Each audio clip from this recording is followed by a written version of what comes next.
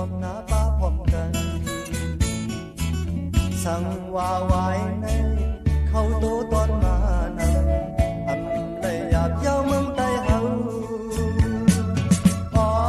นกันสิมาเลยเฮาพร้อมกันเฮ็ดหน้าเฮามันออกนำเขาเฮาหน้าเมืองใต้ในกูดีกูเล่นปอเฮาพร้อมเพลงกันเด้น้ออยู่ในเมืองแล้วก็อย่าบันยุบยอมน้องมังมีหน้าเมืองใต้เฮา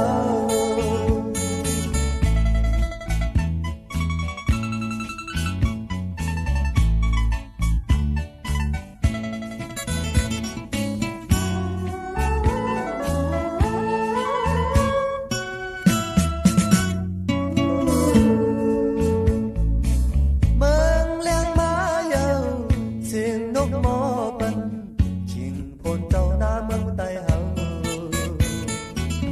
นั่งหิมตีนาใจมันวุ่นคอพันตาเขาออกพงตัวตอนนำอ่อนกันสิมาแล้วเฮาพร้อมกันเฮ็ดหน้าเฮามันออกนำเขาเฮาหน้าเมืองใต้ในกูดีกูเล่นปอเฮาพร้อมเพลงกันเด้น้ออยู่ที่เมืองแล้วก็อย่าปันยุบยอมน้องมังมีหน้าเมืองใต้เฮา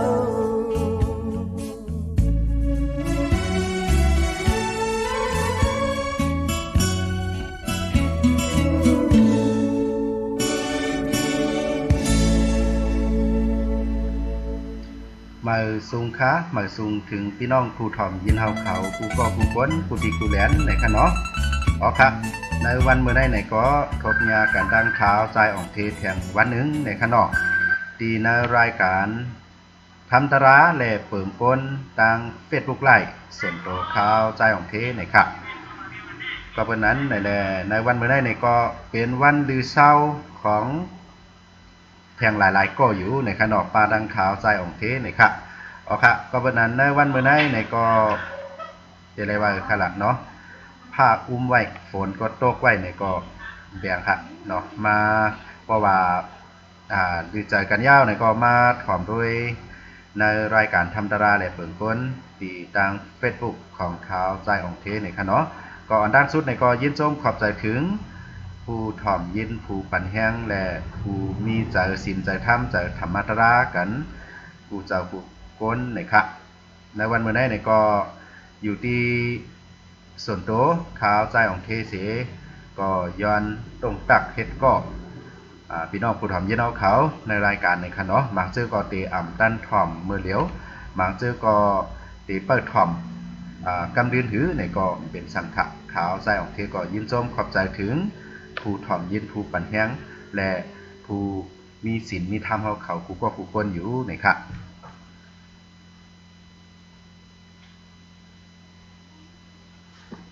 เอาครับก็ประเด็นในวันเมื่อได้ในก็เตป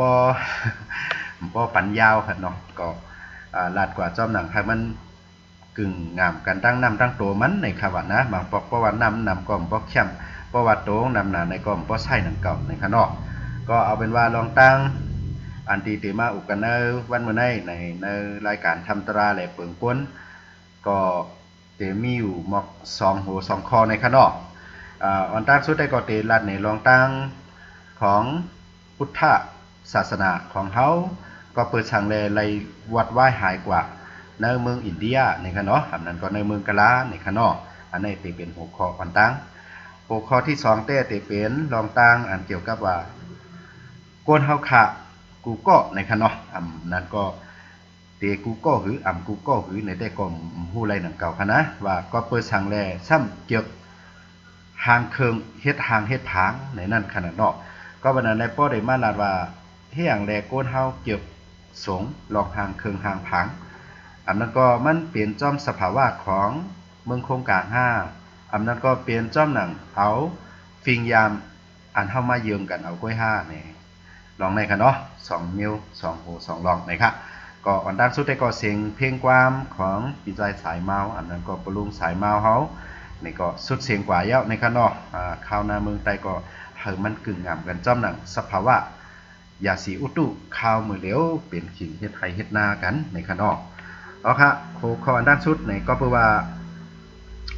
ก็เปิดสังและพุทธศาสนามุนแสงคำพราเป็นเจ้าของเฮาค่ะ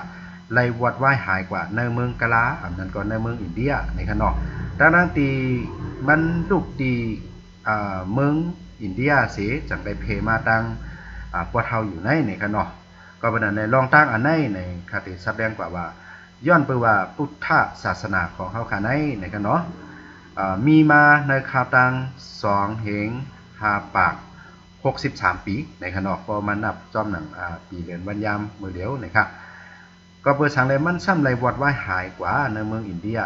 ต่อพอถึงวันมื้อในคะเนาะไว้กับวันมื้อในปกติล่ามว่า2มันมีอยู่5นี่ก็มีอยู่ค่ะมีอิดออดอันตึกหาเตตังขึ้นมาเหมือนในคะเนาะไว้กับมือป่นมาหมอก1เหง2เหงปีปลายป่นนั่นแต่ก็มือพระเป็นเจ้าเฮาขายยังตึกมีตัวมีใจอยู่นั่นแต่ก็เลยว่าเป็นกับปานอันคือเฮืองเปิงไสตอนตาพุทธศาสนาของเฮาค้าในเมืองอินเดียมือพองยามหนึ่งนั้นนะคะเนาะวายเสพระเป็นเจ้าเฮาคานหลวนกะเอานิกปานกว่านี่วายเสพระเป็นเจ้าเฮาคานหลวนกว่าเย้านี่ในข่าวต่างหลายปากปีนั่นในคะเลนเนาะก็แปลว่าพุทธศาสนาของเฮาคานี่สอนให้ก้นเฮาคาเป็นก้นหลีกูก็ในนั่นขนาดเนาะเสียแลสอนให้ก้นเฮาคาหมอมีใจเมตตากรุณาเนือกันเสียแลพุทธศาสนาของเฮาคาสอนให้ก้นเฮาคาหมอวางขว้างปล่อยพาปันกันในคะเนาะอย่าไปอะไรมีเจออันโลภะโทสะโมหะต่อกันนั่นขนาดเนาะก็เป็นนั้นแหละตีเลยว่าพุทธศาสนาของเฮาค่ะได้เป็นศาสนาอันที่ใจกว้างเนาะเสียแลมีน้ำใจดีต่อคนกูก็นั่นขนาดเนาะก้วยกะอันเฮาขาดใจกว้างใจดีต่อเพิ่นนั้นเหมือนเจ้าหนังศาสนาอันต่างคือเขาต่างอันเขาต่างเกิ้งเขาต่างเมียวเขาเนี่ยเปิ้นซ้ำอ่ำดีต่อเฮาเหมือนเจ้าหนังอันเฮาดีต่อเปิ้นนั่นหักว่าเนาะก็เป็นนั้นแลเนี่ยเปิงหลวงมันอันในเอาค่ะเนาะเฮ็ดให้พุทธศาสนาของเฮาค่ะในวัดไหว้หายกว่าอันนี้เป็นข้อที่1ค่ะเนาะที่ว่าเฮาใจดีใจซื่อใจโยต่อเปิ้นเนาะก้อยกับเปิ้นซ้ำใจดีใจซื่อใจโยต่อเฮาเนี่ยข้อนี้ก็เป็นลองต่างอันนึงนะคะเนาะข้อที่2ซ้ำเนี่ยเหมือนเจ้าหนังพุทธศาสนาของเฮาค่ะในเจ้าว่ากว่าติ๊กเงียนเผอเจ้าว่ากว่าอาธรรมะเจ้าเปิ้นตื้อกรรมเจ้าเปิ้นนับยำเฮ็ดค่ะเนาะเผอใครนับยำก็นับเผอใครยุ่มยำก็ยุ่มเผอใครย่างกรรมจ้อมก็ไหลว่าสังมีลองเป๊กกินเต็กเต็งมีลองเอาอาณาเอ็นแห้งเสียเลยเต็กเงียนกันเจ้ากันนับย้ำเนี่ยเฮ็ดค่ะเนาะก็เพราะนั้นในข้อสั่งสอนมุนแสงคำพระเป็นเจ้าก็ว่าเตนับยำก็ไหลนับยำก็ไหลเนาะเพราะว่าเจ้าเก่าเป็นก้นดีเนาะมีใจเมตตากรุณาในก็ดีเย้าเนาะก็สอนว่ามันก็ดีอยู่เย้านั่นขนาดเนาะเพราะว่าเปลี่ยนคนมีใจเมตตากรุณามีศีลมีธรรมอยู่เย้าเนี่ยแต่ก็ถึงว่าใครนับยามก็ไล่นับยามก็เป็นสังนั่นขนาดเนาะอันนี้ก็แทงเปิงที่2นะครับที่เฮ็ดให้พุทธศาสนาของเฮาค่ะเลยวัดไหว้หายกว่ามือป่นมาเอกปีปลายนั่นค่ะเนาะเสียวแดข้อที่3ในซ้ำเปลี่ยนย้อนเลยต่างศาสนาเนาะต่างศาสนาต่างเกื้องต่างอันใครเป้กินอันใครอมอื่นแปดอันใครหมดหายแปดพุทธศาสนาของเฮาเนี่ยลองได้มีมาเจมือปานพระเปลี่ยนเจ้าเฮาขายยังตึกมีโตมีใจอยู่นั่นนี่ก็ตีไรหันแตกแรงอยู่ค่ะเนาะเหมือนเจ้าหนังมาปอกกะจางก้นให้ก้นมือเขามากจำเฮ็ดให้เหนือในพุทธศาสนาของเฮาเหมือนเจ้าหนังกว่าจางเอานางสิงจ้ามาน่ะมาย่าจือเสียงหมุนแสงคำพระเป็นเจ้าเฮาค่ะอันนั้นก็อันนึงค่ะตีเฮาขาดแตกในไรว่าลองคัดเจอตาเตย่าเสเลนาตาเกาหลีลองคัดเจอตาเตเพียวแปดศาสนาพุทธหมุนแสงคำพระอันว่านั้นเนี่ยเปิ้นเฮ็ดมาเจียมมือปานพระเป็นเจ้าเฮาค่ะยังตึกมีสักโตใจนั่นค่ะก็เปิ้นนั้นแลนี่ลองเจอไหนมังปอกเจอไหว้สีพระเป็นเจ้าเฮาค่ะหล่อนเอานิกปานกว่าเย้าหลายปากปีป่นมานั่นกำในมางปอกศาสนาต่างอันเจ้าในซ้ำมีเอียนแห้งขึ้นมาเสียวเนี่ยเจ้าเอียนแห้งอาณาลองหลีและลองให้เนาะ คือความจอมกันมาบ่ได้ว่าร้องไห้นะครับเนาะก็เหมือนเจ้านั้นเอาเอ็นแห้งซึกเสียวและเพียวม่วยเนาะคาแหมเป็ดสังขายหารเขาอันมีอยู่ในเมืองอินเดียมือพองยามอย่างนั้นก็เป็นนั่นแหละอันในก็เฮ็ดให้สังขารต่อเจ้าเขาไล่ปลายไล่ผาดยานออกในพื้นที่เมืองอินเดียสิไล่ผาดออกว่าอยู่เปลี่ยนเปเมืองในก็ว่าคเนาะอันนั้นก็ผาดออกมาทางกวาดห้องจึงเมืองอินเดียเจ้าไหนนี่ไล่ผาดออกมาเจ้าไหนก็มีดังน้ำนี่ค่ะเนาะแทงล็อกลายหนึ่งไว้เสียเจ้ยอันรองผู้ค่ายเพียวมวยเย้าเนี่ยซ้ำเจ้ยล็อกลายหลีแทงเมียวหนึ่งก็แปลว่าเพียวล็อกลายหนึ่งแลล็อกลายหนึ่งเนี่ยมันก็เตรียมจางมวยในกำเดียวถึงมากำลื่นกับปานกำลื่นไหนเจ้ยล็อกลายโอมอื่นเอาไหมครับเนาะเอาลายอ่อนลายอ่อนเสียแล้วโอมอื่นเฮ็ดถือขลาเนี่ยเพตือคอสั่งสอนของศาสนาเขาเจ้านั้นเข้ามาจิ้มในพุทธศาสนาของเขาเหมือนหือขละเหมือนเจ้าหนังว่าอ้างอิงเอาหมุนแสงข้ามพระเป็นเจ้าพุทธกรมาของเขาขาในลาดว่าเป็นตัวหนึ่งป้าหนึ่งของในพระเป็นเจ้าของเขาอำนั้นก็พระเป็นเจ้าของเขาในผ่านสร้างเปลี่ยนมาพุทธหมุนแสงข้ามพระป้าหนึ่งก้อยก็ประดันแล้วเนี่ยลองเจ้าไหนเฮ็ดให้เจ้าพุทธภาษาเฮามือพองยำหนังนั้นก็ยุ่มยำแปดว่าอ๋ออาจ้องว่ามันเปลี่ยนป้าเร็วกันก้อยเปลี่ยนเจ้าเร็วกันก้อยตั้งพระเขาและพระเฮาก็ประดันแรกเขาก็ว่าพอสุเดมานับยำพระเฮาก็เหมือนตั้งนับยำพระสุเย้าเฮ็ดให้เจ้าพุทธภาษาเฮาค่ะไล่วัดไหว้หายกว่าไล่ยุ่มยำแปดว่าอ๋ออาจ้องมันเปลี่ยนป้าเร็วกันเป็นเจ้าเร็วกันในเสียวแลกว่านับยำแปดศาสนาของเปิ้นตั้งปึกนั่นเอาค่ะเนาะก็เป็นนั้นแหละอันในเปลี่ยนอันเฮ็ดให้เจ้าพุทธภาษาของเฮาค่ะไล่วัดไหว้หายกว่าในเมืองอินเดียเป็นกำสือนะครับ ก็เป็นนั้นแหละเพื่อถึงมาแทงกาปานกำเลื่อนมือปีพุทธะของเฮาค่ะถึงมา1เหงปลาย7 ปากปีนั่นเนี่ยซ้ำเลยถูกตั้งซึกมุสลิมเขาเข้ามาตึกตอในเมืองอินเดียมือพองยามนั้นเนี่ยไล่เพียวม่วยแบบอำว่าได้เป็นศาสนาฮินดูเขาอำว่าได้เป็นพุทธศาสนาของเฮาแหละอันเจอโก้ไกวหุ่นหางสร้างทูกเนาะอันเป็นหางกองมูจิติเจ้านั่นเนี่ยไล่ถูกซึกมุสลิมเขาไล่เพียวม่วยคาแหมเป็ดเนาะย่าเหลียวเป็ดยองย่าเหลียวเป็ดกองมูอันเจอเป็นหุ่นหางสร้างทูกของพระเป็นเจ้าก็ไล่ขามตั้งทุบเดียวเอาแล้วทุบเดียวเป็ดตั้งนำตั้งหลายโคมป้าศาสนาของฮินดูเขาเจ้าเจ้านั่นเนี่ยก็ไล่ขามตั้งซึกมุสลิมเขาไล่เพียวล่างกวาดเป็ดไล่ว่าตายแบบตั้งเมืองไหนก็ว่าค่ะเนาะย้อนเปิดหังคาลาเนี่ยย้อนเปิดว่าซึกมุสลิมเขาในเพราะว่าอำน้อมจู้เขาเจ้าเพราะว่าย่อมแหลกลายศาสนาเปลี่ยนเขาเจ้าเนี่ยเขาเจ้าก็ตื้นไว้ไล่เพียวล่างแบบตั้งเมืองนั่นขนาดเนาะก็เป็นนั่นแหละมือกาปานนั่นเนี่ยว่าได้เป็นพุทธภาษาเฮาค่ะว่าได้เป็นฮินดูเกาหลีเนี่ยเจ้าในอันเป็นแท่งหลายๆเครื่องเจ้านั้นไล่ถูกตั้งซึกมุสลิมเขาเพียวม่วยคาแหมตายเป็นตั้งนำตั้งหลายอ่านโหมื่นโหแสนมันก็เป็นนั้นแหละเนี่ย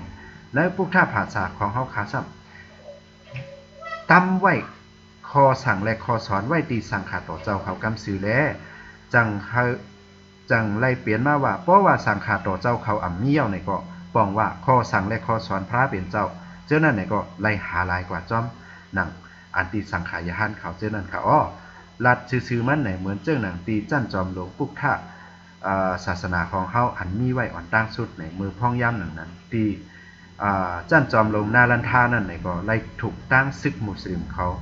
ย่าเหลียวเอาไผ่เผาแปดเนื้อข้าวตั้ง3 เดือน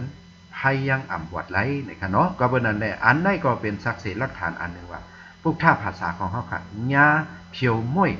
เตรียมมือปานนั้นมากโตก็ถึงปานไหนนะคะเนาะอ๋อค่ะก็เป็นนั่นแหละเปลี่ยนซึ่งคือในกำเขาขามาหักยินถ่อมด้วยแทงจอมกันนะคะเนาะเพราะนั้นก็เขาขาเขาตีเอาเสียงความผักปันพี่น้องผู้ถ่อมยินเขาเขาแทงโหนึงปุกนึงกว่านะคะเนาะเอาเป็นว่าเขาขาถ่อมความกว่าจอมกันให้พอนึงเสียวแหละหลัดลองตั้งอันตีขาวตีมาแตกแรงในพี่น้องเขาในคะเนาะออกค่ะเพราะนั้นก็ขอไปเสียงความก่อนนะคะเนาะ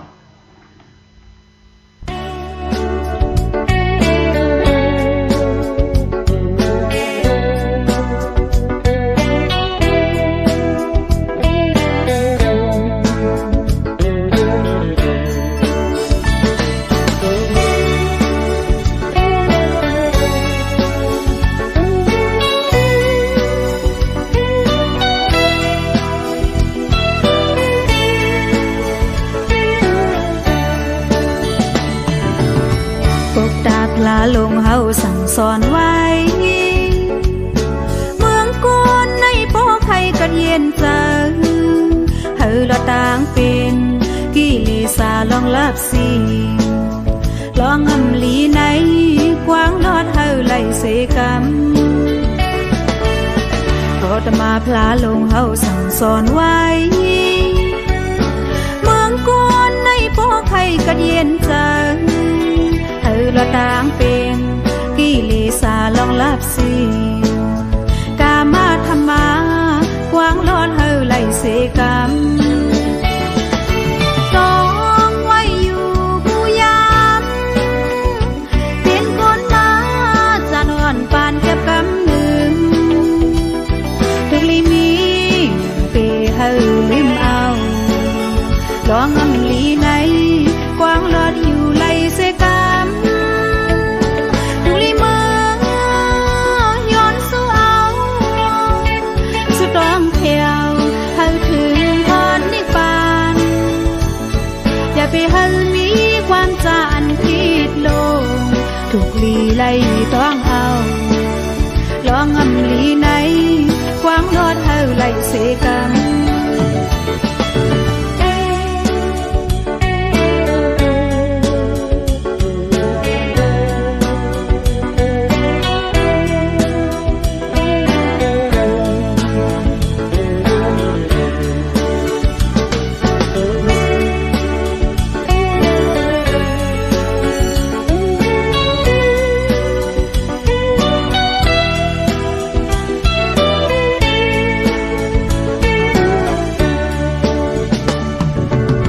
ปกตาพลาลงเฮาสั่งสอนไว้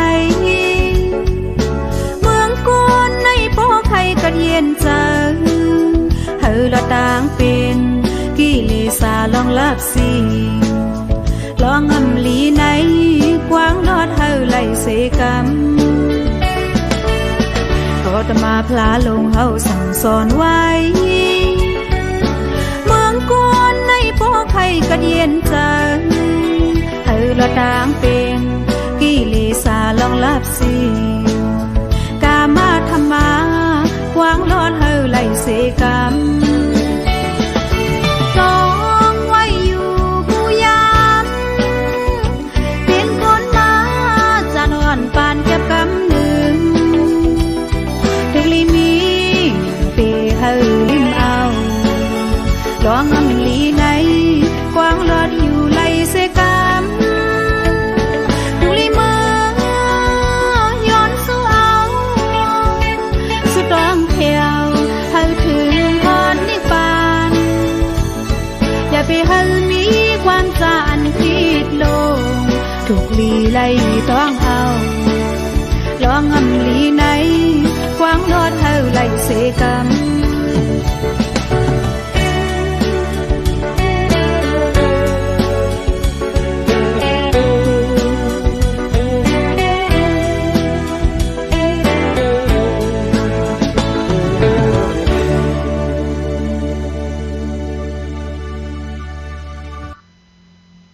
ค่ะขึ้นเข้ามาอุกอกกันแท้งในค่ะเนาะถ่อมยินเสียงความนางหมวยอูกว่าแทงโพนึงปุกนึงในค่ะเนาะค่ะยินดียินชมถึงปีใจไตเฮาขาในค่ะเนาะถ่อมอยู่ค่าในค่ะตั้งเริ่มฮู้ค่ะเนาะตั้งจังเขียนค่ะ5อำนันตั้งเมลิมค่ะเนาะปีใจไตเฮาค่ะก็ยินดียินชมในค่ะเนาะค่ะก็เมื่อไกลลาดกว่าถึงเกี่ยวกับเลยลองพุทธศาสนาของเฮาค่ะไล่วัดหายกว่าในเมืองอินเดียนั่นย้อนเปิดสังในค่ะเนาะค่ะสังซื้อว่าใครปันคอมเมนต์เตรียมเข้ามาในก็ข่าวใจออกเทก็ยินชมฮับตอนกูก็กูกวนอยู่ในค่ะเนาะค่ะจอมนำดีปันต่างกันถึงเข้ามาในก็ข่าวก็ยินชมขอบใจถึงกูก็กูกวนอยู่ในค่ะเนาะดีใจไตเอาค่ะค่ะก็เพราะนั้น10ปุกโอกันทุกแห่งกำคักกำตอนในค่ะเนาะแทงลองหนึ่งเปิงหนึ่งเนี่ยครับเนาะถ้าว่าอันเปิ้นเจอลอกลายฮุกให้อันยามมันเพียวมวยศาสนาของเฮาแปดอันนั้นเนี่ยก็เพราะว่าหังคลาเนี่ยก็เพราะว่าในข้อสั่งสอนของพุทธศาสนาของเฮาค่ะในมีไว้ว่าโดไล่หมอว่างพางปันเปิ้นนั่นขนาดเนาะเป็นยันสู่เฮาก็เย้าเนี่ย ก้อยการลองเจ้าไหนมันก็เฮ็ดให้เปลี่ยนจุดอ่อนของในศาสนาของเฮาอันตีก้นต่างคือต่างจัดอันเป็นต่างศาสนาเจ้านั้นอันใครเป้กินอันใครอบอื่นอันใครเพียวมวยเฮาเจ้านั้นซ้ำเอามาเปลี่ยนเครื่องมือเสียวแหละมาหมั่งเฮาขึ้นนั่นขนาดเนาะก็เป็นนั้นแลมือพ่องย่ำหนังนั้นในเมืองอินเดียก็ซ้ำมีไว้หลายศาสนาหลายเกื้องหลายเมี้ยวเสียวแหละไหว้เลื่อนมาในเหมือนเจ้าหนังนั้นขอสั่งสอนพวกท่าเมืองแสงคำพระเฮาก็ซ้ำไรผักไว้ตีสังขายหานเขาก้วยเนาะไหว้เสพระเป็นเจ้าเฮาคาหลอนกว่าเย้าเนี่ยก็เป็นนั้นแหละเพราะว่าสังขายหานเฮาคาไรถูกเพียวม้วยคาล่างแบบทั้งหมดเนี่ยก็ป้องว่าข้อสั่งและข้อสอนพระเป็นเจ้าก็ไรหายกว่าจ้อมนั่นขนาดเนาะก้วยกาอันเฮาคายังไรมาฮู้ไรมาถ่อมไรมายินข้อสั่งสอนธรรมะตราพระเป็นเจ้าอยู่ย่ำเดียวในย้อนเปือว่ามีหมางเจ้าหมางตนหมางป้าไล่ปลายลันออกมาป่นหลอดออกมาแหละเนาะมาอยู่ขอบวันปลายเมืองเสียวแหละเหมือนเจ้าหนังเข้ามาตั้งเมืองศรีลังกาเขาเจ้าไหนอำนั้นก็เข้ากับตั้งเมืองทิเบตเขาเข้ากับในเมืองเขตเขาเจ้านั่นเสียวแหละจังไรเพเตือนมาขึ้นต่อบ่ถึงตั้งเมืองมานเมืองไต้เมืองไทยเจ้าไหนสังอำนั้นเตะในค่ะเนาะเฮาขาโปเตอำในฮู้จักในพุทธศาสนาของเฮาขาเย้านั่นขนาดเนาะก็เพราะนั้นแหละอันลำลองเสเปิ้นนั่นแหละไหว้เสพระเป็นเจ้าเฮาคาหลอนกว่านั้นในข้าวตั้งหลายปากปีนั่นน่ะซ้ำมีคุณคำอาโศกะในค่ะเนาะอันนั้นก็มานเขาห้องอาโศกะเนาะเมืองไทยห้องว่าอโศกมหาราชในนั้นขนาดนะก็เพราะนั้นแหละยังมีเจ้าหอคำปาในค่ะเนาะตีแต่มันเจ้าหอคำปาในก็มันเจ้าก็เป็นผู้นับย้ำในศาสนาฮินดูเขาในขณะอันนั้นก็ศาสนาต่างอันมีไว้เต็มปึ้งอยู่เย่าเนาะไหว้หลังมาในย้อนเปว่าไลมาถ่อมยินธรรมาตราตีเฮาว่าเจ้าสร้างอ่อนป้านึงนั่นขนาดเนาะเสียวแลไลฮู้ว่าอ๋ออาจ้องว่ามุนแสงคำพระเป็นเจ้าไหนไลฮู้ไว้ธรรมาตราเป็นเจ้งไหนมันเจ้าก็จังไลเข้าใจเข้าข้อเสียวแลป้าเจอป้าข้อเสียจังไลนับย้ำพุทธศาสนามาเมื่อมันเจ้าเฮาว่ามือกับปัน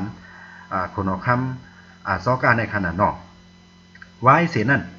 มันเจ้าก็ไล่ขึ้นมาปกป้องพุทธศาสนาของเฮาค่ะไล่ว่าเป็นนำปัดหนึ่งในเมืองอินเดียในก็ว่าค่ะเนาะก็เป็นนั้นแหละคนเฮาค้ำป้าในเลยว่าเป็นผู้ก้ำจอยในพุทธศาสนาในก็ว่าอำนั้นก็เลยว่าเป็นผู้ปืนเพศาสนาหมุนแสงค้ำพระเป็นเจ้าโตป้อมาฮอดในต่างเมืองมานเมืองไต้เมืองไทยจะไหนไล่ว่าอยู่ตีเปลี่ยนปูนพรคนเอาคำอาโศกะเจ้าในค่ะเนาะย้อนเปิดหางเลยว่าจังนั้นเนี่ยกำเดินมาได้ไหนมันเจ้าก็เลยถามกว่าที่สังขายหานเขาว่าอันเก่าคาไล่หลู่ไล่ต้านมาในพุทธศาสนาได้เหมือนจังหนังเฮ็ดกวางมูเฮ็ดวิหารกันย่องเจ้าในหลู่ในพุทธศาสนาได้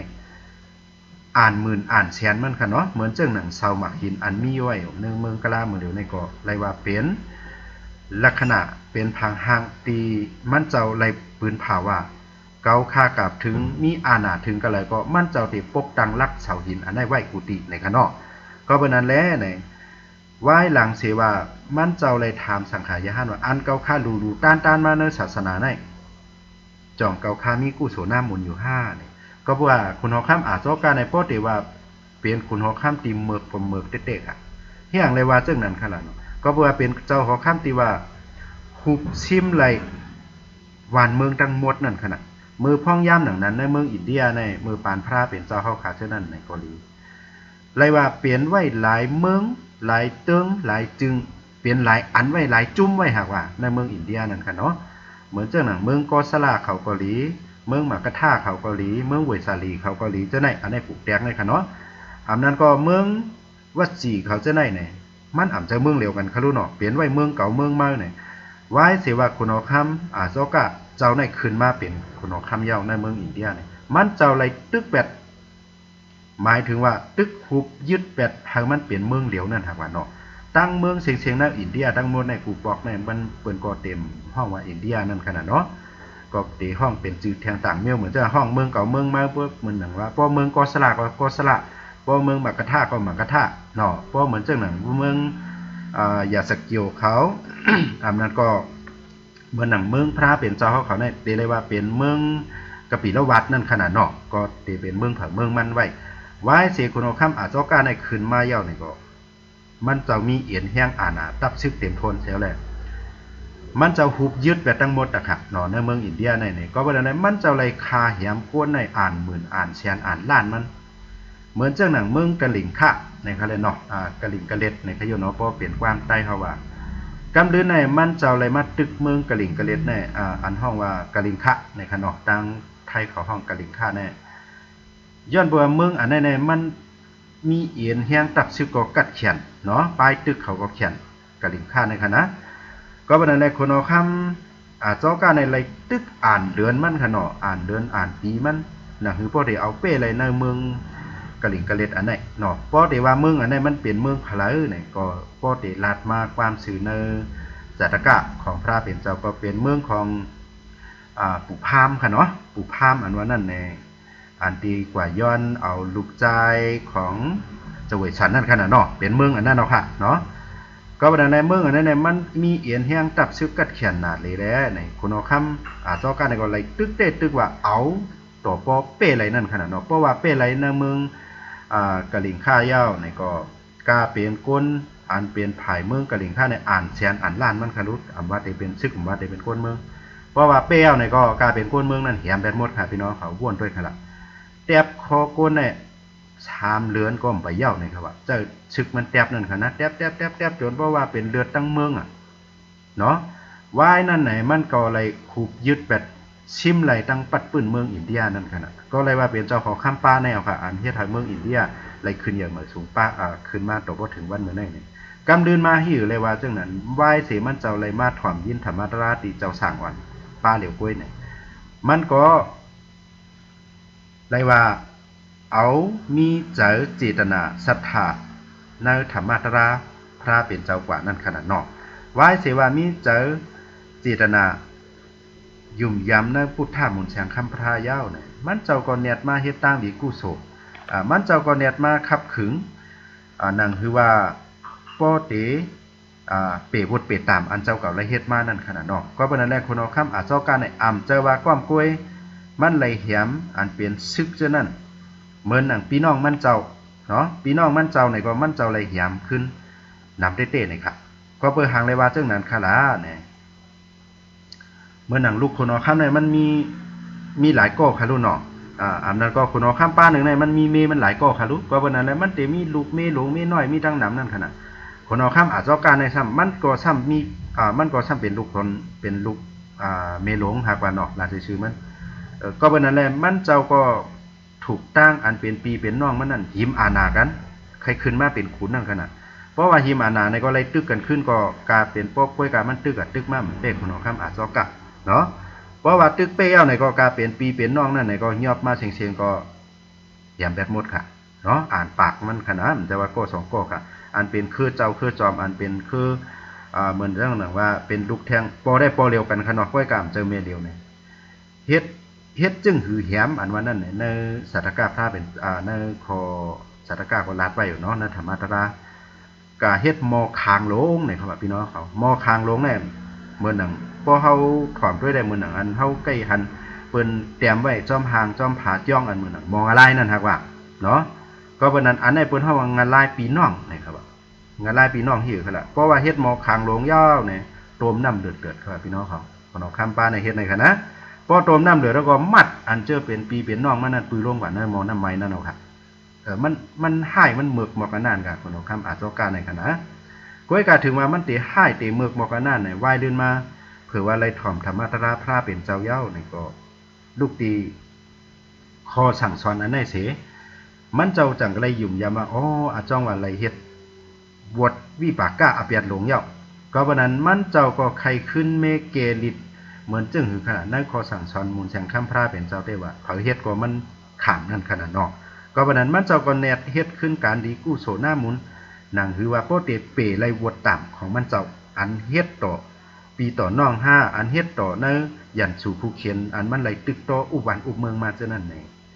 มันเจ้าเล็ดเฮ็ดวัดเฮ็ดจ้องเนาะกำแถมศาสนามุนแสงคัมพระเป็นเจ้าเข้ามือพ้องยามนั่นไรว่าขึ้นอย่างเหมือนสูงเตะๆค่ะเนาะพอแล้วเหมือนจังน่ะว่าอำนาจยามในก็ ก็ว่ามันเป็นเจ้าของข้ามเอาคันเนาะมันก็ปืนเผาพุทธศาสนาในตั้งเมืองเอาค่ะหังนับย้ำเนาะไว้เสนั้นมันเจ้าก็เลยลาดว่า ถามตีสังขายาหันเขานั่นกันนั้นอันเก่าค่าเลยก้ำแถมแล้วพุทธศาสนามาในจองเก่าค่าเลยเกียวหน้าหมุนมันยาว5จองเก่าค่าเลยกุศลหน้าหมุนมันยาว5เนี่ยสังขายาหันเขาก็ซ้ำขึ้นเมตตอบว่าอันเจ้าเฮ็ดมาในก็ย่ำไปไล่ผิดเลี้ยวมอกผมไม่มือย่ำไปไล่ลูกกวนนะครับอันนี้พี่น้องเขาวนด้วยดีๆขนาดเฮ็ดกวางมูเฮ็ดวัดเฮ็ดเกียงเนี่ยก็ในมันเจ้าก็ถามแทงว่าป้อนั้นเก่าค้าห้ามเตะไล่ว่าจึงหึงขนาด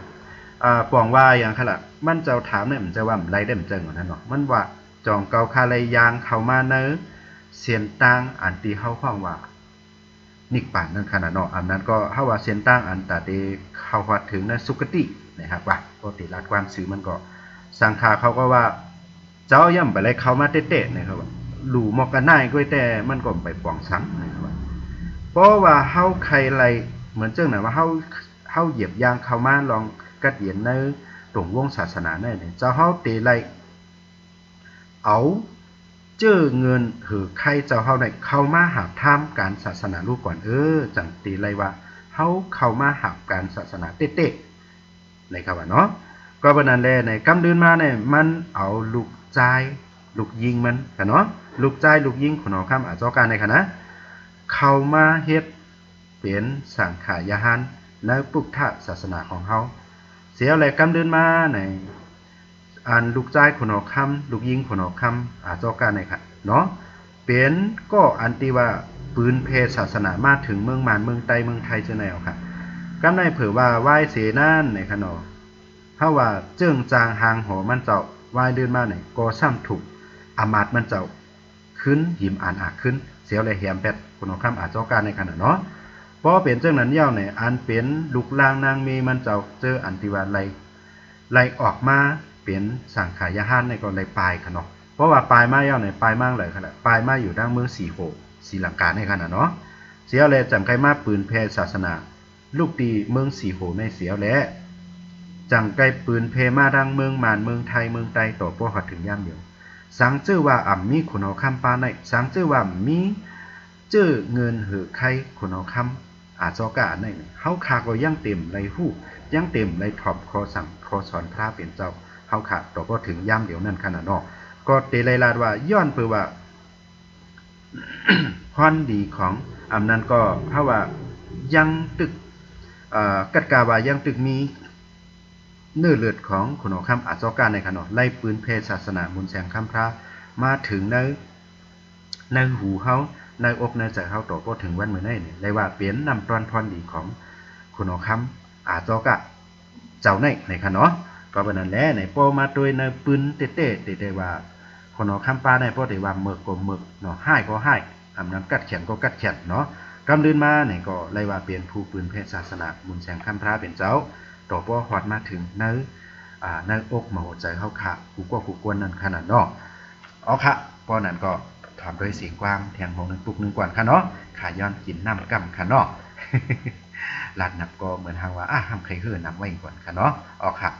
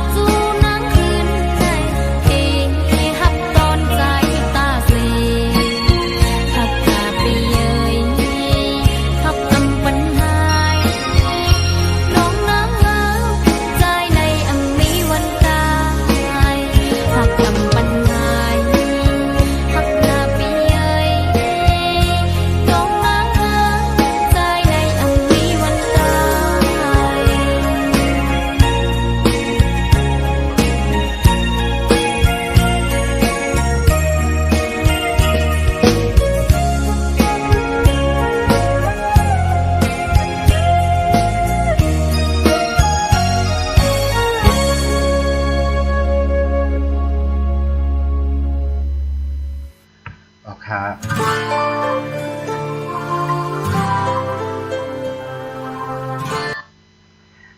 นี่ก็เป็นเสียงความแทงหัวหนึ่งปลุกหนึ่งเนี่ยค่ะเนาะที่เลิกเอามาพักตอนปันพี่น้องผู้ถ่อมยินเฮาค่ะในวันเมื่อนี้นี่ค่ะก็ลาดกว่าถึงเมื่อไกลถึงตีลูกคุณเอาค่ำในค่ะเนาะเลยเฮาว่าออกมาหับการศาสนาเสียแลต่อพอถึงมาถึงในมือเฮายามมื้อเหลียวในนี่ก็เลยว่าเป็นพรดีอักโยของเขาเจ้าเจ้าในในขณะก็เป็นนั่นแหละนี่ไหว้เสียที่ว่าลูกใจลูกยิ่งคุณเอาคำอาจอการในเลยเข้ามาหาพรามการศาสนาพุทธมุนแสงคำพรายาวนี่อันแนวขนาดนอนั่งลายว่าเฮ็ดเฮาเฮาคาไล่เก็บเอาพิงทุ่งอันไหนมาเอามาจื้อคาลานี่ย้อนไปว่าเพราะว่าลูกลางเผาเสียอำว่านี่เพราะว่าไล่หาบทำในนาการศาสนามุนแสงคำพราเป็นเจ้าในเหมือนเจ้าน่ะก็เปลี่ยนปอเปลี่ยนเมในก็ตื้นว่าไลกู้โสอเกียวนาหมุนกว่าจอมโดยล็อกไลน์ออโตเมติกนั่นขนาดนอกนางลายว่าคนพี่น้องไต้เฮาเกาหลีพี่น้องคนเมืองคนไทยคนมานอีสานก็ยาวนั่นขนาดเนาะนางลายว่าเผาก็ใกล้ๆว่าเพราะว่าลูกหลานเผาไลขามสั่งขามจ้างเข้าหาบถ้ำในการศาสนาเย้าเนี่ยสอนว่าเปลี่ยนเขาว่าก็เปลี่ยนปอเมพี่น้องปู่ย่าตายายเจ้านั่นนี่ก็ไล่ว่าไล่อเกียวนาหมุนเจ้าในกว่าจอม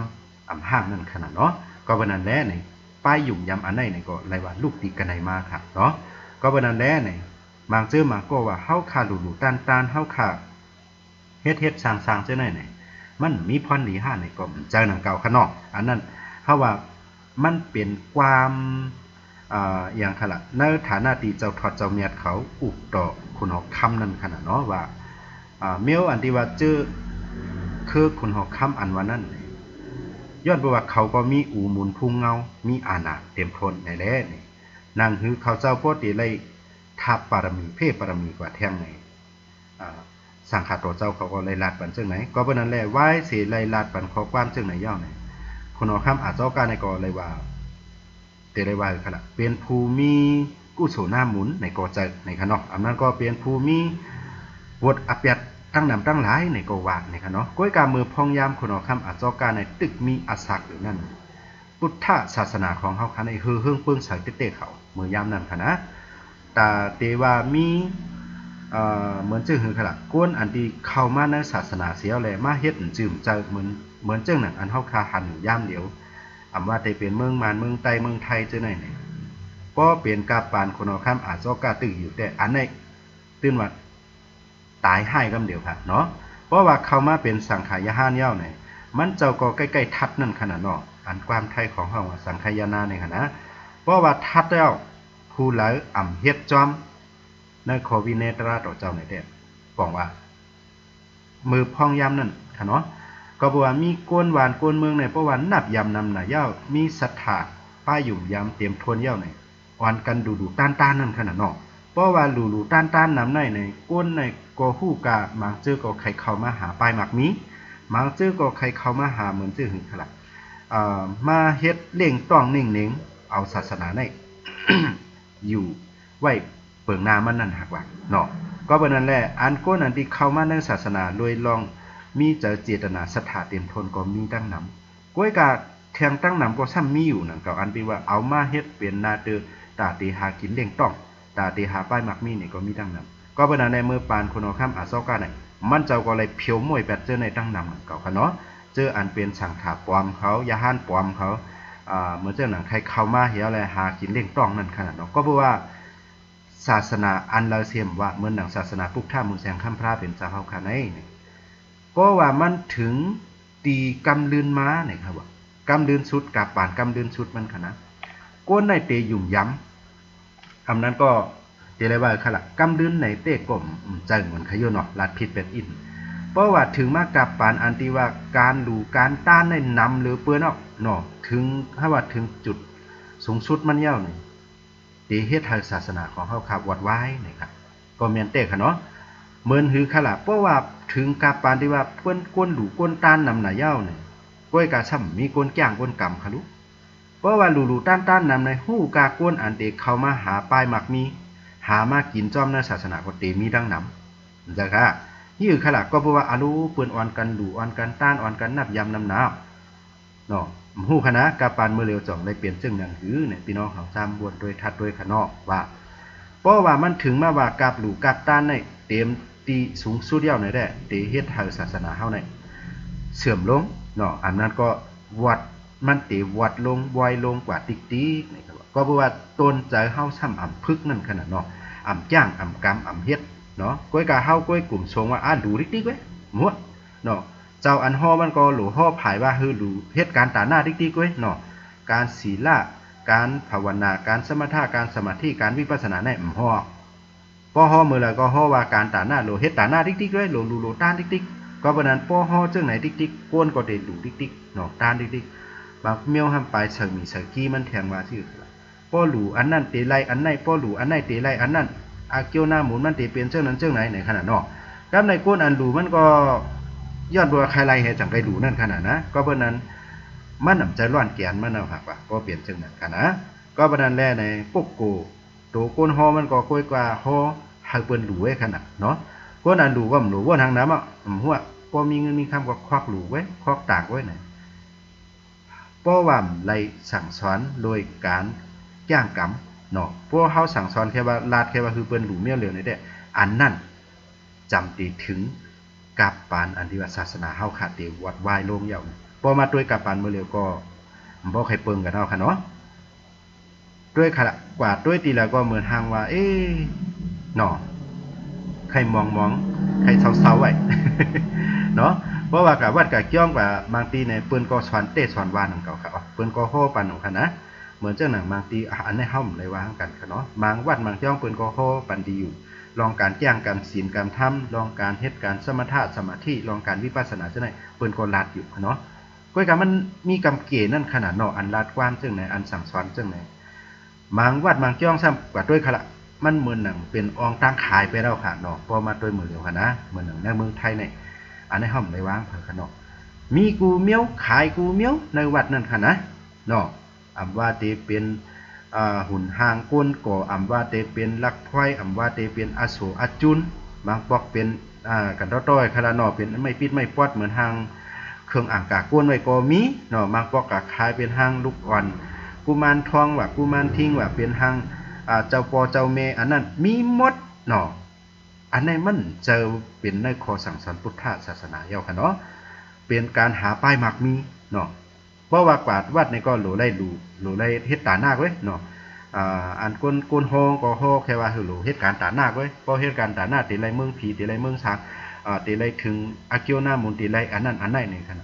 แม่นอยู่ค่ะเนาะผมจะว่ามันผิดเต็มจังเนาะก็เพราะว่าการดูการต้านนี่ส่งเข้าถึงรายการหลายขนาดส่งถึงรายแค่เมืองผีเว้ยใน6จันทร์นั่นค่ะนะก้อยกาบ่ได้ว่าตาหน้ากิเลสต้องยอมหามันก็ยอมตึกมีอยู่นะครับเนาะ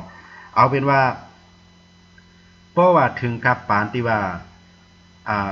ในคุณธรรมอาจอการในขนมมันเจ้าก็เพื่อว่าปกป้องศาสนาเตรียมทนเนาะคือเฮิงเปิ้งเสามีแต่กวนเฮ็ดการดูการต้านกวยกากวนจ่างช่ำมีนั่นขนาดเนาะมีได้มันมีอยู่มันมีนั่นหักว่า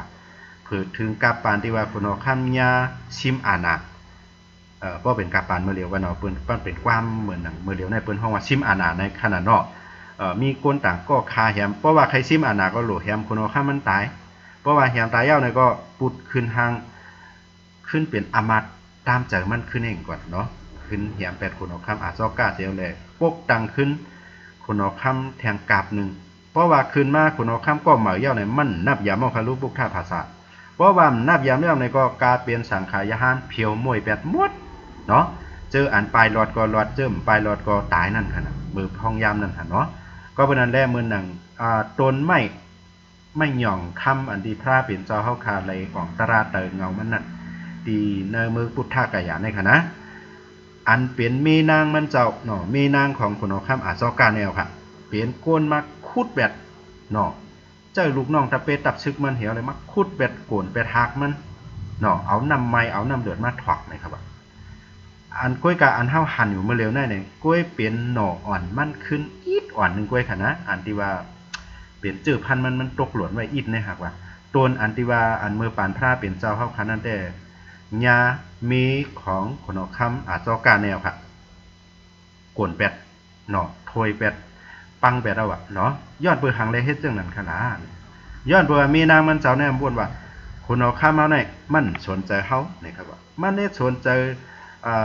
พุทธภาษาก้วยกลุ่มการรุ่มลากว้างมูเจตีกลุ่มการเฮ็ดอันนั้นอันไหนกลุ่มการรุ่มลาตนไม่หยอกก็บัดนั้นเฮ็ดให้มีนางมันเนี่ยถ้าว่าเมียวใจผู้หญิงขนาดเนาะใจเล็กใจน้อยเหมือนจะว่าเจ้าผมบ่สนใจในแรงก็กับย่าแบบนั่นขนาดเนาะก้วยกาไหว้หลังนั่นแต่ก็เลยตายฮุกตายให้นำเก่าคณะเสียแล้วมีอยู่แทงป้าหนึ่งอันนี้ก็ตีเลยว่ากำดืนหาเนาะตีในเมืองพุทธากายาในหนังเก่าอันเป็นหุ่นหางพระเป็นเจ้าเฮาอันเมื่อเหลียวในกำพองก็ตีหันอยู่ค่ะเนาะอันเฮาห้องว่าพระพุทธเมตตาเนี่ยค่ะเนาะหลวงพ่อเมตตาในกวางไทยเขาว่าจังนั้นอันที่เพราะว่าผู้ไรกว่าเมืองอินเดียเมื่อเหลียวก็ตีเลยกว่าไว้นั่นขนาดเนาะพระอันไหนเนี่ยก็เลยหลอดมาในมืออันนั้นเก่าค่ะเนาะมือไหว้หลังกำลื่นกาปานกำลื่นสุดมือพองคนเอาข้ามอาเจ้ากันในไรถูกฆ่าแหมตายเสียเลยมีแทงคนเอาข้ามหลายๆเมืองนะครับเนาะผมคัดเจอมาย่าแปดพุทธศาสนากาเป็นวัดกาเป็นจ้องกาเป็นหุ่นหางเจ้าพระเฮาขาในทุบไว้หมดครับเนาะก้อยการมีเจ้าอันหุ่นหางพระอันเมตตาอันในขนมหลอดมาอันนึงครับเนาะที่อยู่เลยหลอดมาอันว่านั่นเนี่ยมันตีมีคนเอาข้ามอยู่ป้านหนึ่งครับเนาะที่คัดเจออ่างกว่าย่านั่นขนาดก้อยกาเจอลูกน้องตะเปมันว่าเฮากับทูบแปดเฮากันเฮาว่าทูบไหวแปดเชียงๆนั่นขนาดเราอันเป็นเจ้าพระในขณะก้อยกาลูกน้องตะเปมันแน่เผื่อว่ากว่าถึงตีหุ่นหางพระเป็นเจ้าแน่ยึงต้วยยึงแค้นถูกอกถูกใจนั่นขนาดเนาะอันที่หลวงพ่อเมตตาในขณะอันมีอยู่ย่ามเดียวแน่ครับโดยก็มันเหมือนเจ้าหนังว่ามันย่าอะไรนั่นขนาดดอกเพราะว่าย่ามได้เนี่ยมันเจ้าก็เปลี่ยนกับขึ้นเห็นก็หนึ่งเช่นมันกับแปดของเจ้าของคำมันหักว่าเบียฮะเขาคายากไว้ไปแล้วเนี่ยทีเด็ดมันเอามาอุดเนี่ยขึ้นไม่ปิกเห็นก็เฉิงแปดชิมแปดนั่นขนาดการเดินมาเจ้าของคำป้าในก็เลยตายเนาะตายโดยลองตั้งอันฮุกให้อันติ่มดีนั่นเนาะลองเจ้าในเนี่ยมันก็กึกปืนมาเตรียมปานนั่นเอาค่ะเนาะเสียวแลเผือกำเดือนมากำเดือนสุดนายในหนังคือพ่อเดอมอื่นไรพวกท่าศาสนาของเขาเนี่ยมีกวนนอกศาสนาอันในศาสนาฮินดูเขาเจ้าก็เข้ามาเรียบเฮียนเนาะเข้ามาเรียบเฮียนจะว่าเข้ามาหลายๆคณะมาเฮ็ดเป็นสังขายาหารเสียวเลยเรียบเฮียนเอาในคอสั่งสอนพระเป็นเจ้าทั้งหมดเหมือนในปีดกา3กองเฮาคันนี่เพราะว่าเฮียนฮู้เอาตั้งหมดยาวขึ้นกว่าเม็ดเต็มเนื้อปรับธรรมตราของเขาเนื้อศาสนาของเขานั่นขนาดนอกกับเม็ดเต็มขึ้นหิวว่าเจ้านั้นขนาดนี้ปองว่ามือหนังคาราดมากกำหม่อนตั้งนั่นหรอครับพระเป็นเจ้าสูในก็เปลี่ยนป้าหนึ่งของพระเฮาเองก่อนพระเฮาในปล่อยเฮาว่ามันเป็นปางหนึ่งของพระของเฮาในนั่นขนาดนอกก็วันนั้นเพราะว่าสูไว้พระเฮาก็เหมือนตั้งไว้พระสูหยอกเป็นอันเดียวกันกุ้ยในนั่นขนาดนอกเผื่อกำเลื่อนมาก็เฮาญาอื่นจังไหนขนาดญาอื่นปองว่าพระเป็นเจ้าก็เป็นป้าหนึ่งของพระเขากุ้ยเนาะเป็นปางหนึ่งพระเขาในมันเฮ็ดหลายๆปางนะก็มาเป็นเจ้านั่นก็มาเป็นเจ้านั่นเนี่ยเขาห้ามกับเตรียมไปเจ้านั้นเนาะครับเนาะซ้ำเอาคอสั่งสอนในพุทธภาษากว่าเมถุนเมลายเมคงออกในศาสนาของเขาแทงว่าเฮาก็มีลองกัดแขนเจ้านั้นเจ้าไหนกำเดินมาเนี่ยเอากวนหวานกวนเมืองก็กะยุ่มแปดเจ้านั้นนั่นขนาดเนาะเอากะยุ่มยาเพราะไว้อันนั้นก็เหมือนกันตั้งไว้อันไหนเหมือนกันกุ้ยในนั่นขนาดเนาะก็เป็นนั้นนี่แหละศาสนาเฮาก็จังไกลวัดไหว้หายกว่าในเมืองอินเดียเมืองพองยามนั่นเนาะญาติกำเดินสุดมาไหนเลยถูกขามดังซึกมุสลิมเขามาย่าแปดเผาแปดเนาะทุบแปดวัดว่าผ่าเสือเจ้าไหนเนี่ยไว้ไปตั้งหมดนั่นขนาดเนาะเสียแล้วอันลำลองมันแต่เนี่ยเหมือนเจ้าหนังเฮาคาเป็นเจ้าปุกท่าภาษาถึงว่าเฮาเต๋เนาะเหมือนหนังเจอพันต้นไม้ต้นหมอกอันที่มันปิ้วออกมาตีเงาหักมันต่างตีเสียอะไรมาตกอยู่ในเมืองเฮาในเสียตาก็อันเฮาหลุไรสติอันเฮาหลุไรทิ้งซิมในนี่ตีได้เปลี่ยนอย่างขนาดข้อสั่งสอนพระเป็นเจ้าอันว่านั่นอำถูกลีไลที่ค่ะอำถูกลีไลไหวปันตีสังขาเขาตีเหลียวก้วย เนาะก็เพราะนั้นสังขาเขาก็ถูกได้ไล่ป้อนสอนปันเนื้อกวนหอกวนเฮือนทำนำอีกหนึ่งนั่นขนาดเนาะนั่นคือว่าเพราะว่าว่ายลื่นมาสังขาเขาอ่ำอยู่เย้าในเตะเนาะโกมันหายกว่าจอมกันนั่นหักว่าเหมือนเจ้าเหมือนเมืองอินเดียปูปอกปีป่นมานั้นนี่ค่ะเนาะก็เพราะนั้นในฐานะที่เฮาขาเป็นเจ้าพวกท่าภาษาในบางปกติเลยหันอันลีบางปกติเลยหันอันขีเงาไว้เนาะในลองเฮ็ดลองสร้างของก้นกำพองนั่นขนาดเนาะก้นกำพองอันว่าเนี่ยมันจะว่าคาไคเนสังขารเขาเจ้าเตกว่ามันจะเพราะว่าเป็นสังขารต่อเจ้าเป็นมูลเจ้ามูลจ้างในค่ายุ่งยามว่าอันนั้นเปิ้นได้เฮ็ดจ้องโควิดเนตธรรมะกำสื่อในค่ะเนาะก้อยกาก้นอันที่ว่าเอาตื้อตั้งอันในเสียหากินอันว่านั่นน่ะมันติใกล้หันขนาดนอกมาพวกในข่าวในเงาเฮาคักใกล้ๆหันว่าโอ้กะเฮ็ดจังนั้นกะเฮ็ดจังไหนเจ้าในเฮาข้ามสอนว่าเป็นสังขารนะเฮาข้ามสอนว่าเป็นมูลเจ้าก้อยว่าเป็นก้นเมือกก้นเดิงเอาสั่งการเสียหากินเอาสั่งการเฮ็ดนาตือมันเสียยากศาสนาเฮาขึ้นเนาะก็เพราะนั้นเฮาอ่ำถูกลีไล่กับว่นว่าลีอิ่มลีจานหนาวพวกท่าศาสนาแน่ๆมันลีว่นจังนั้นครับศาสนาเฮาคาได้มันผิดสังศาสนาเฮาคามันจืนใสเหมือนหนังแก้วแมทเหมือนหนังน้ำจิ้มใสนั่นเอาครับก้อยกากก้นอ่ำลีเข้ามาแลเนาะอย่าไปให้เฮาคาเลยจานจังย่อนปือก้นอ่ำลีเสียเลยเอาศาสนาเฮาคาเปียดเพราะเป็นเจ้านั้นได้บอกว่าเฮาซุ่มหลงซุ่มหลากได้เขาเนาะนี่คือค่ะล่ะเมื่อหนังก้นโจรเขาเฮือนเฮามาก้นเมือกเขาเฮือนเฮามาตีเต้มันได้เฮาหลเลยลืมแปดก้นโจรก้นหายก้นเมือกจังค่ะอำจะว่าเอาโคของเงินค้ำอันมีกาขันเฮากับอาปันมันในตีในมือมันนึงแค่นถูกขี้แม่นใจมันเขาเนาะก็เป็นจังนั้นพี่น้องใต้เฮาขาก็เหมือนกันครับเนาะอำจะว่าเฮาคาใกล้ๆยินข่าวเจ้าในเสียเลยเฮาคาช่ำกับเข้าเป็ดศาสนาต่างอันเฮาคาช่ำกับปล่อยพาเป็ดศาสนาของเฮาย้อนเบิ่งหังขนาดย้อนเบิ่งว่าเฮาลียินดีจ้าน่ะกำแล้วยินข่าวเจ้านั้นเจ้าไหนตีเต้มันข่าวเจ้าไหนเนาะมันเปลี่ยนโดยตัวปกกูกวนก้วยมันเกี่ยวกับศาสนาของเฮาค่ะเนาะมันนำเกี่ยวกับศาสนาเสมกะมันนำเกี่ยวกับรองคอสั่งสอนพระเป็นเจ้าของเฮาก็เพราะนั้นใครพี่น้องผู้ถ่อมยินเฮาเขาเข้าใจไว้ว่าสังเจอว่าเฮาคากะยินกะถ่อมกะหันแม่นกวนเจ้าไหนโหลไล่จอยกันทัดโหลไล่จอยกันหรือบอกแปด เนาะอำเจอว่าดีอิ่มดีจันนะเฮาเข้าต่างศาสนาให้กะเย็นเป็นต่างศาสนาให้แน่อันนั้นในผมว่าเฮาซุ่มหลงซุ่มหลังเสมกะปู่หมอนหน้ายาเฮาติว่าแล้วมันเป็นเงือในขนาดเนาะอันนี้เฮาว่า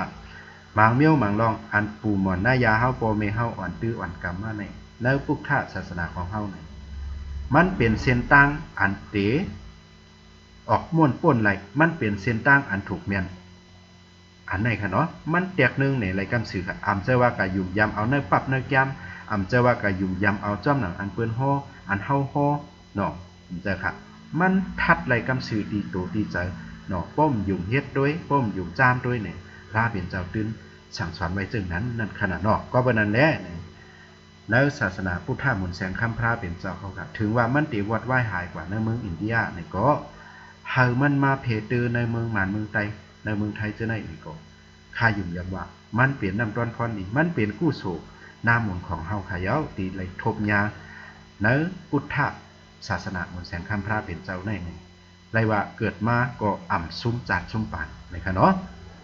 เสียแหละหนังหือป้อเต็มซุ้มจัดซุ้มปานหนังหือป้อเต็มซุ้มข้าวย่ำหลายๆเฮาขาก็ถูกตีไรเปลี่ยนเจ้าพุทธภาษาอันหมอจ้างกำเฮ็ดจอมเนาะอำจะว่าเป็นเจ้าปุกท่าภาษาอันที่ว่าเป็นจื่อมันหลายๆกล้วยเนื้อปรับคือเฮิรนได้สังเนื้อทะเบียนบานได้สังเนื้อไหวกับตัวได้สังเนี่ยอย่าไปให้เลยเป็นเจ้าปุกท่าเคมกันนานกล้วยเหมือนกันเนาะให้เลยเป็นเจ้าปุกท่าภาษาอันที่ว่าเราเลยลงเลี้ยงเข้าใส่ในโคสั่งสอนและหมอย่างกำหมอเฮ็ดจ้อมเหมือนกันเนาะเอาค่ะตอนดาวันเมื่อไหร่นี่ก็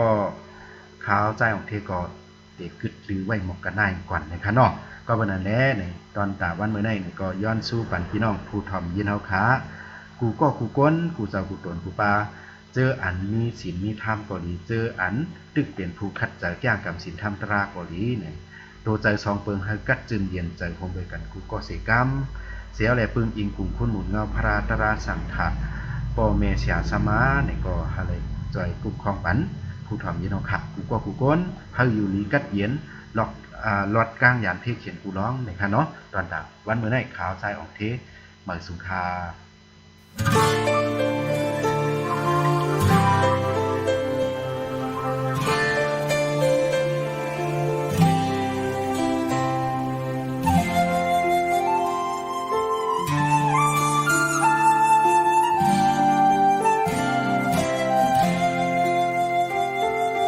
นังอันมือไม่เขียวเนื้อต้นลำมีมือกำลายสีเหลืองเนื้อวันหนึ่งในเป็นทุงสภาวะอ่ำพองเลือไหลกิ่งมือเขียวป้องเนื้อต้นกิ่งมือเหลืองแห้งหงปิวลงต้นเสนอลีอันในเป็นห้างพังตรายเอานาบ่โมโตยเตจังเตจังโมหันมือแห่งอ่อนนี่ปันนิกจาสีปิวกว่าเยาบ่โมเอาเตะเตไลตราหนึ่งอัน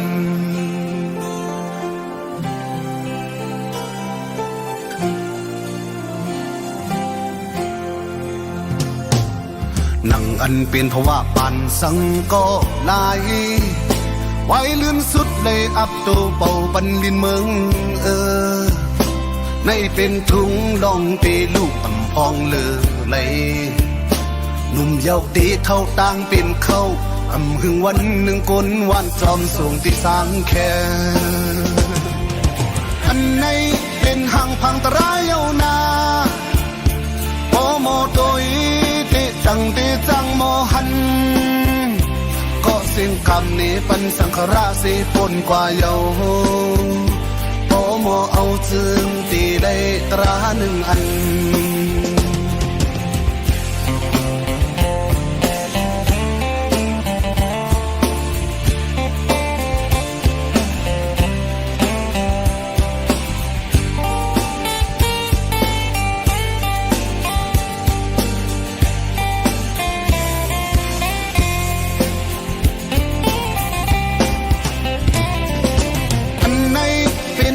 พังตรายเอานาโอโมโตยติจังติจังโมหันไปแห่งอ่อนนี้ปันอนิกจะสีปิวกว่าเยาโอโมเอาเตะตีไลตราหนึ่งอัน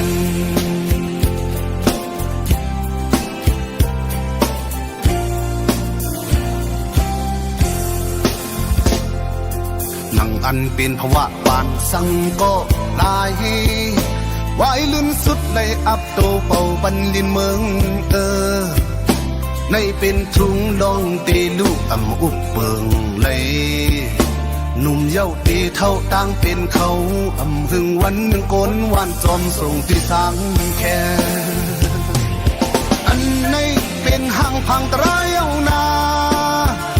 โอโมโตยเตจังเตจังโมหันก็เสียงคำนี้ปันสังขราเสปนกว่าเยาโอโมเอาจึงตีไลตราหนึ่งอัน